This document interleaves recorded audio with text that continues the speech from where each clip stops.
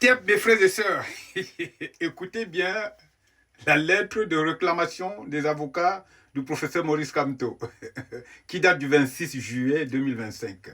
Monsieur le directeur, nous vous présentons tous nos compliments en vous annonçant que nous occupons pour le professeur Maurice Kamto, candidat à l'élection présidentielle du 12 octobre 2025, investi par le Manidem, parti politique qui a déposé en date du 17 juillet dernier son dossier de candidature.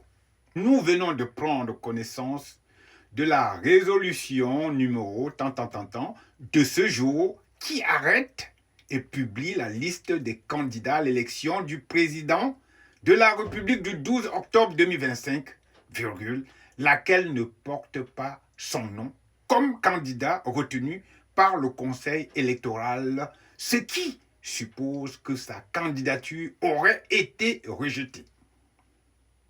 Nous vous remercions de bien vouloir, en application des dispositions de l'article 125 du Code électoral, nous faire parvenir ou mettre à notre disposition la décision de rejet de sa candidature à toute fin de droit.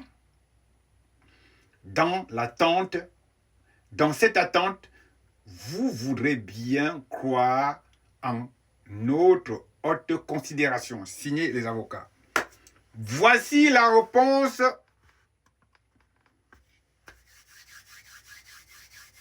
de la Direction générale des élections. C'est pas la blague, hein, c'est la vérité. Écoutez bien la réponse.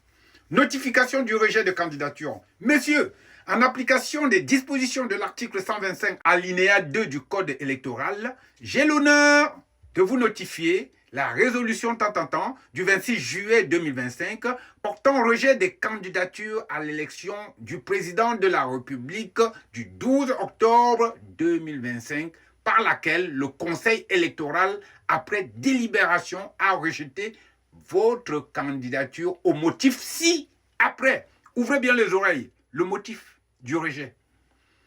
Pluralité d'investiture par le Manidem.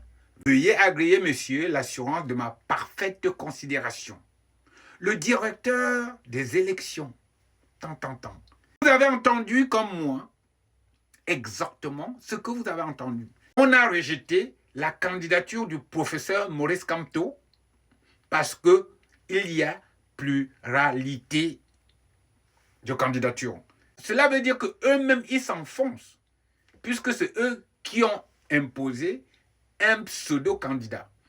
Donc, ils veulent dire au professeur Maurice Kamto et au Manidem que vous voyez, vous constatez, c'est la vérité, vous ne pouvez rien faire. Vous ne pouvez rien faire. On décide de ce qu'on veut faire, quand et où.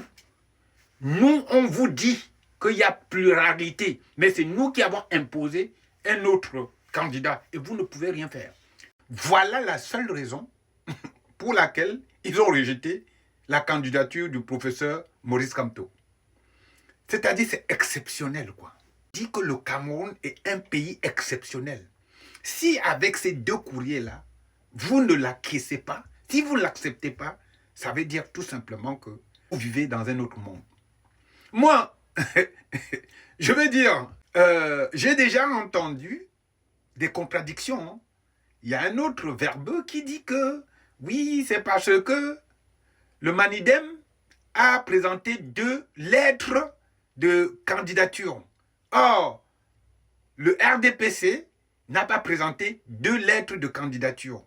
Mais si la bêtise pouvait tuer la personne qui raisonne comme ça, c'est-à-dire que ces vampires se moquent du professeur Maurice Kamto, du Manidem, en leur disant que vous ne pouvez rien faire. Ils leur font le up-eye, comme on dit chez nous. They don't do them up-eye. We take una thing. Una no fit do no one thing. Now we tell una. Una no fit do no one thing. We know say you get all right for go for that place, but we deny you. No dey go there.